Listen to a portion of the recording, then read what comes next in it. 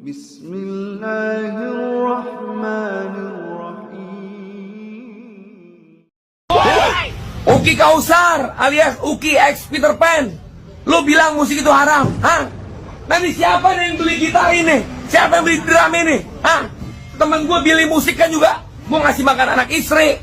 Yang haram itu sodomi. Ya. Yang haram itu kalau beli drum ditelen baru haram. Mereka poligami berkah. Daripada Uki ngomong musik haram, mending Uki ingetin sahabatnya Ariel Noah nikah. Insya Allah Aldi Taher poligami. Insya Allah Aldi Taher nikahin Poati. Banyak yang bilang nih, musik itu haram. Musik itu haram kalau gitar ditelen.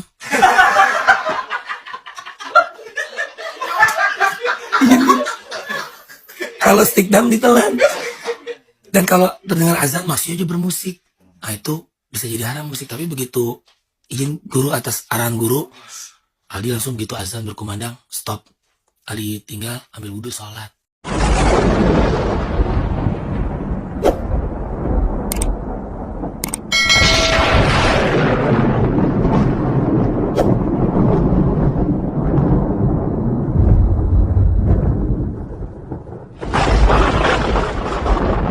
Assalamualaikum warahmatullahi wabarakatuh. Sobat-sobat, kita bersama lagi di channel saya dalam dakwah Islam pencerahan.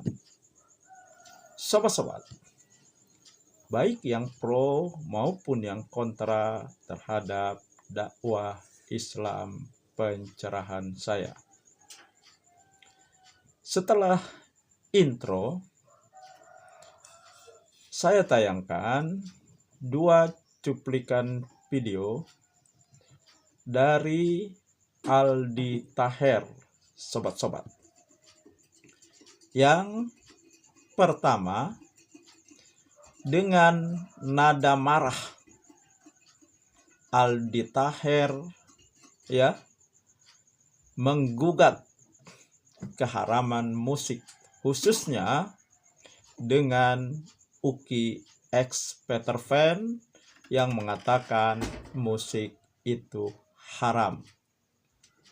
Yang kedua, dengan nada yang lembut dan kocak, juga sama menggugat keharaman musik.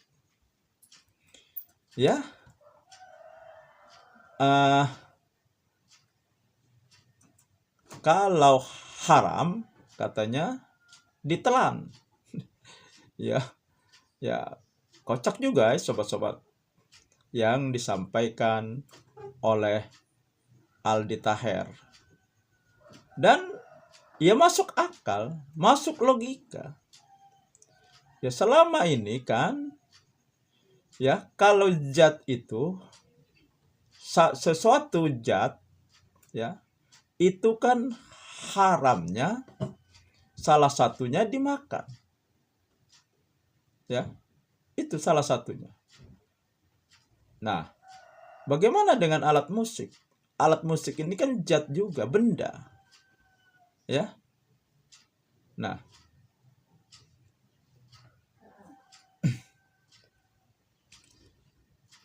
memang sobat-sobat,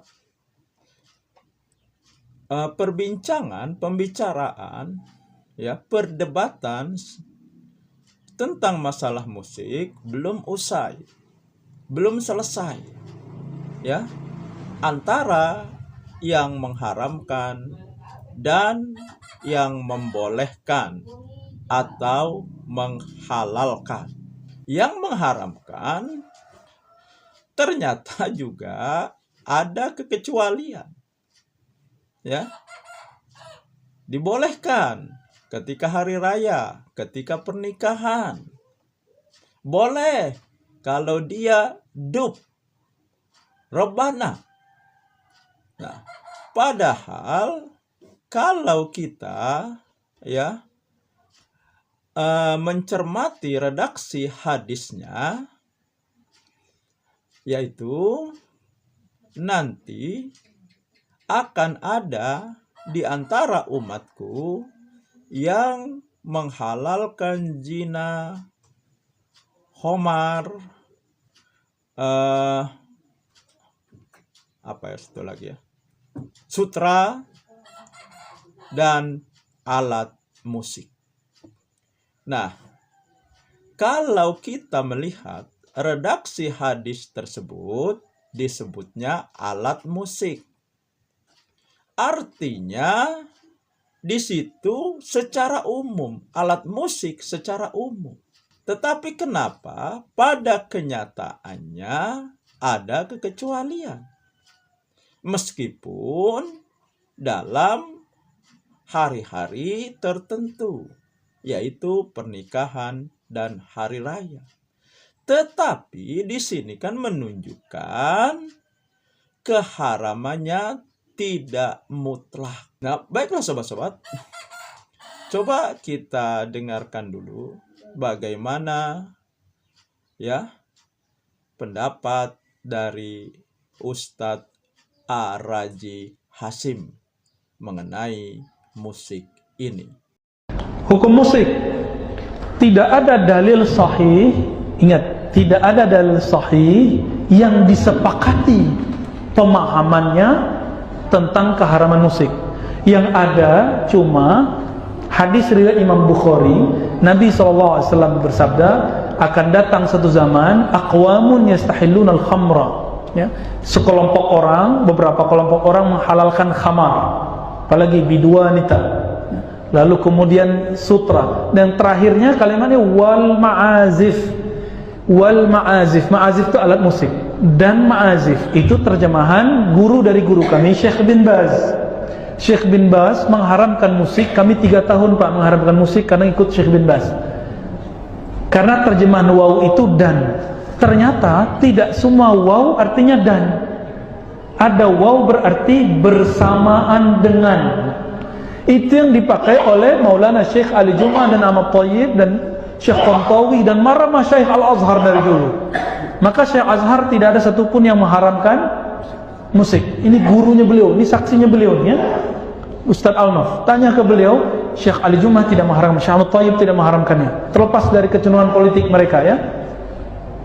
Jadi yang mengartikan waw itu dan mengharamkan musik, yang mengartikan bersamaan dengan tidak. Kenapa? Ada dalil lain di Sahih Bukhari, Abu Bakar masuk ke dalam rumah bersama Nabi karena Nabi menantunya Abu Bakar. Ada 2 perempuan bernyanyi dan berdendang, ya, main alat gendang. Lalu apa kata Abu Bakar? Apakah seruling Daud di rumah, seruling setan di rumah Nabi? Apa kata Nabi? Da'uhuma, biarkan wahai Abu Bakar, ini hari raya mereka. Saya mau tanya, Nabi membolehkan nyanyian nyanyian dan musik pada hari raya. Bolehkah khamar di hari raya? Ya. Bolehkah nonton konser yang auratnya dibuka di hari raya? Bolehkah pakai sutra di hari raya? Enggak. Berarti haramnya musik bukan haram zatnya. Beda dengan khamar, beda dengan sutra. Itu haram itu zatnya, memakainya, meminumnya. Ya. Sedangkan musik haram di waktu-waktu tertentu karena bisa melupakan kepada Allah. Kalau antum suka musik melupakan Quran, haram.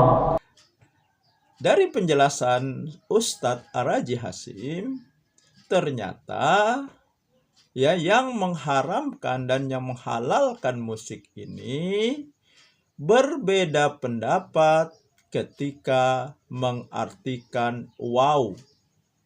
Ya. Waw selama ini diartikan dan. Tetapi ternyata juga bisa diartikan bersama. Yang mengartikan waw itu dan, mereka mengharamkan alat musik. Yang mengartikan waw itu bersama, menghalalkan, membolehkan alat musik dan musik. Nah, dan ada lagi ya penyampaian dari Ustadz Ar-Raji Hasim yang sangat menohok. Ya, berdasarkan ya 2 hadis. Nabi membolehkan bermain alat musik, bernyanyi dan bermain alat musik ketika hari raya dan pernikahan. Bagi yang mengharamkan, membolehkan ketika itu hari raya dan pernikahan. Jadi, Ustadz Ahraji Hasyim ya berretorika, bolehkah ya minum khamar di hari raya atau di pernikahan? Karena kan musik tadi, alat musik tadi haram, tetapi menjadi boleh, menjadi halal ketika hari raya dan pernikahan. Berarti kan bisa diberlakukan sama dengan khamar. Nah, ini logika berpikir, ya. Nah, baiklah sobat-sobat, sekarang mari kita simak penjelasan yang lebih lengkap, ya, mengenai halal haramnya musik. Dan setelah ini, sobat-sobat bisa menentukan sikap. Apakah sobat-sobat semuanya mengikuti yang mengharamkan musik dan alat musik, atau mengikuti yang membolehkan, menghalalkan alat musik, ya, dan dia menjadi haram kalau ya ketika alat musik itu dimainkan terjadi hal-hal yang melanggar syariat. Ya, misalnya ada artisnya yang buka aurat. Nah, itu sobat-sobat.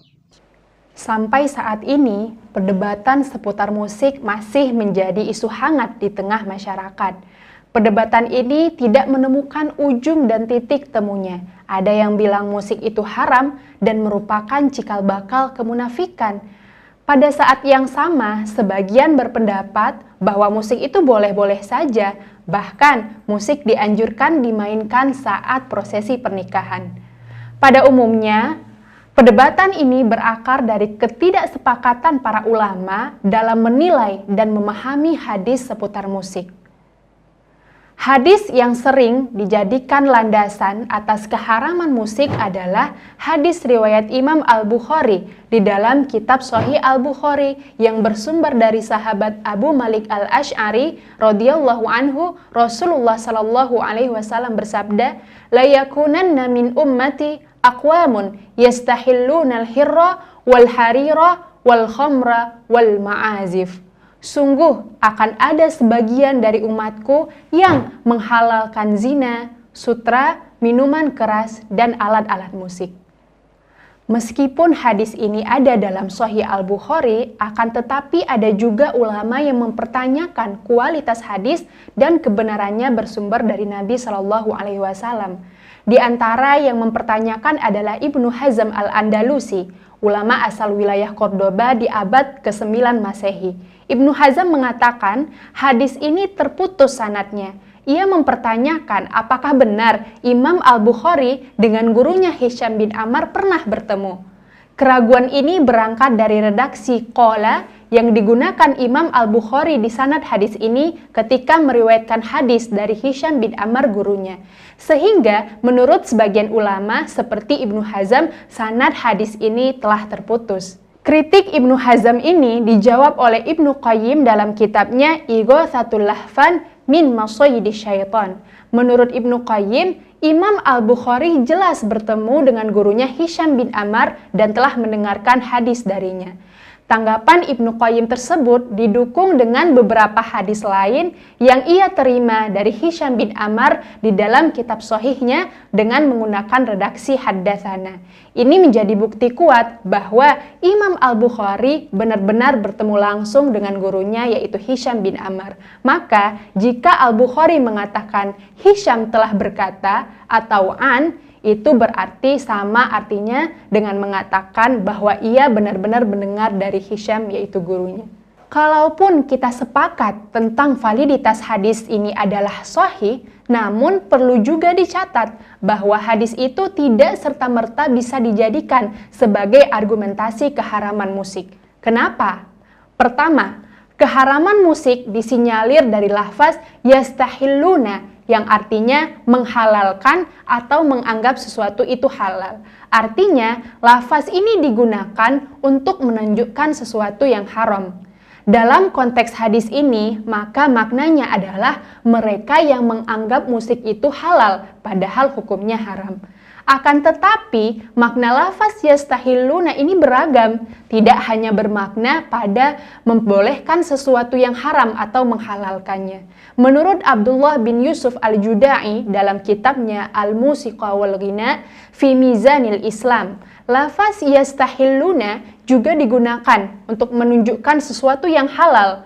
Hal ini beliau landaskan pada hadis Nabi SAW yang diriwayatkan oleh Imam At-Tirmidzi yang berbunyi, "Fama wajadna fihi halalan istahlalnahu." Apa yang kami temukan yang halal darinya, maka kami menghalalkannya. Jadi, pemaknaan lafaz yastahilluna ini memiliki dua konotasi. Bisa dimaknai untuk menunjukkan sesuatu yang halal dan juga bisa dimaknai kepada yang haram. Abdullah bin Yusuf al-Judai melanjutkan bahwa konotasi makna yastahilluna tergantung kepada faktor lain di luar lafaz tersebut, sehingga tidak boleh disimpulkan bahwa alasan keharaman musik di hadis ini dikarenakan lafaz yastahilluna tersebut. Alasan kedua adalah terkait sutra. Alasan ini juga memperkuat argumentasi yang sebelumnya. Pasalnya, jika memang lafaz yastahilluna itu mutlak menunjukkan keharaman sesuatu, maka hal ini akan bertentangan dengan hadis lain yang membolehkan memakai sutra bagi kaum hawa dan bagi laki-laki jika ada uzur. Alasan ini juga mempertegas bahwa hadis ini tidak menunjukkan kemutlakan keharaman musik. Ketiga, terkait dengan penempatan bab dari hadis tersebut di dalam Sahih Al-Bukhari sendiri. Jika kita perhatikan posisi hadis ini dalam kitab Sahih Al-Bukhari, maka akan kita temukan bahwa hadis ini tidak berada di bab mengharamkan musik. Namun, hadis ini berada di bab tentang orang-orang yang menghalalkan khamar dan menamakannya dengan nama yang lain. Oleh karena itu, Syekh Yusuf Al-Qaradawi menekankan bahwa hadis ini lebih fokus membidik sifat perilaku peminum khamar, bukan orang yang bermain musik. Keempat, soal kata ma'azif itu sendiri yang acap kali diterjemahkan dengan musik. Menurut Syekh Ja'far bin Tha'lab Al-Udfuwi, kata ma'azif memiliki makna yang musyarak atau satu kata banyak makna. Bisa jadi dengan makna alat-alat musik tertentu dan bisa juga dimaknai sebagai alat musik secara umum. Jumhur ahli usul fikih merespon terkait keragaman makna kata ma'azif tersebut dengan sikap tawakuf atau menangguhkan makna yang mustarak sampai ada dalil yang jelas yang menunjukkannya. Kelima, hadis ini tidak berbicara tentang hukum musik itu sendiri. Menurut Syekh Yusuf Al-Qaradawi, hadis ini pada dasarnya menggambarkan akhlak sekelompok manusia yang memanjakan diri dengan kemewahan, dunia malam, minum khamar. Mereka berada di antara anggur dan wanita, kesenangan dan nyanyian, zina dan sutra. Artinya, hadis ini tidak menjelaskan keharaman musik, namun mendeskripsikan sifat peminum khamar dan menekankan balasan untuk mereka. Bahkan, Imam Al-Bukhari sendiri tidak pernah memberi judul bab dalam kitab sahihnya dengan judul keharaman musik.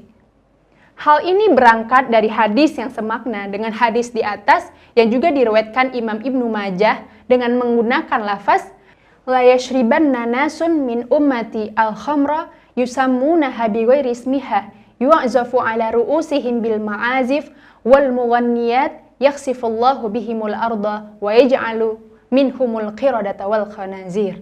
Sungguh, orang dari kalangan umatku yang meminum khamar akan memberikan nama lain terhadap khamar, dan ada musik dan para penyanyi wanita yang berdendang di sekitar mereka. Terhadap mereka Allah akan benamkan mereka di bumi dan menjadikan mereka seolah-olah seperti monyet dan babi. Karenanya, istidlal keharaman musik melalui hadis yang barusan saya sebutkan dipandang lemah oleh para ulama. Di lain hal, justru ada hadis yang lebih sharih secara eksplisit yang menjelaskan kebolehan musik. Hadis ini sangat sulit untuk dibantah mengingat hadis yang berbicara tentang kebolehan musik itu berkualitas sahih dan secara konkret menyebutkan masalah musik. Di antaranya ialah riwayat Aisyah radhiyallahu anhu. Abu Bakar pernah datang ke rumah Aisyah. Saat itu Aisyah bersama 2 orang budak perempuan Ansor yang sedang bernyanyi dengan apa yang diucapkan oleh kaum Ansor saat hari Bu'as. Aisyah menambahkan bahwa keduanya bukanlah mughanniyat, yaitu penyanyi yang membangkitkan nafsu birahi untuk bermaksiat. Lalu Abu Bakar berkata, mengapa seruling setan ada di rumah Rasulullah SAW, sedangkan pada saat itu adalah hari raya. Rasulullah SAW pun bersabda, biarkan mereka wahai Abu Bakar, sesungguhnya setiap kaum memiliki hari raya, dan ini adalah hari raya kita. Hadis riwayat Bukhari dan Muslim. Dari hadis ini, secara tegas Rasulullah SAW membantah pernyataan Abu Bakar yang mengumpamakan musik dengan seruling setan. Hal itu diucapkan oleh Abu Bakar karena pada saat dia masuk dan para budak itu bernyanyi, Rasulullah membelakangi mereka. Abu Bakar menduga Rasulullah SAW tidak menyukainya, sehingga dia mencoba menghentikan pertunjukan tersebut. Namun, sikap Abu Bakar ini justru diluruskan oleh Rasulullah SAW. Lalu beliau menegaskan bahwa hari itu adalah hari raya dan bermain musik diperbolehkan selama aman dari fitnah. Sehingga pada kesempatan yang lain Abu Bakar tidak lagi mempersoalkan hal ini ketika dia menyaksikan pertunjukan musik. Fakta ini ditunjukkan oleh hadis riwayat Imam Tirmizi berikut. Buraidah al-Islami radhiyallahu anhu berkata, Rasulullah SAW pergi perang. Ketika pulang, datanglah gadis hitam seraya berkata, wahai Rasulullah, aku telah bernazar jika Tuhan pulang dengan selamat, akan aku tabohkan rebana dan bernyanyi. Maka Rasulullah SAW bersabda, jika Anda telah bernazar, maka tabohlah rebana itu. Jika tidak, maka jangan lakukan. Lalu ia menabohnya. Lalu Abu Bakar masuk dan ia tetap menaboh rebananya. Ketika Ali masuk, ia juga tetap menaboh rebananya. Ketika Utsman masuk, ia tetap menaboh rebananya. Kemudian, ketika Umar masuk, maka ia menyembunyikan rebananya di bawah bokongnya dan mendudukinya. Maka Rasulullah SAW bersabda, sesungguhnya setan takut padamu wahai Umar. Ketika Abu Bakar masuk, ia tetap menaboh rebananya. Ketika Utsman masuk, ia tetap menaboh rebananya. Namun ketika Anda masuk, ia pun menyembunyikan rebananya. Tampak jelas dari hadis ini bahwa Abu Bakar tidak lagi berkomentar negatif terhadap musik. Begitu pula Rasulullah SAW dan sahabat lainnya. Di samping itu, hadis ini juga menunjukkan bahwa musik itu diperbolehkan. Pasalnya, dalam hadis ini dijelaskan bahwa Rasulullah SAW memperbolehkan orang bernazar untuk bermain musik. Jika seandainya musik itu haram, tentu Rasulullah SAW melarangnya karena bernazar dengan sesuatu yang haram tidak diperbolehkan dalam Islam.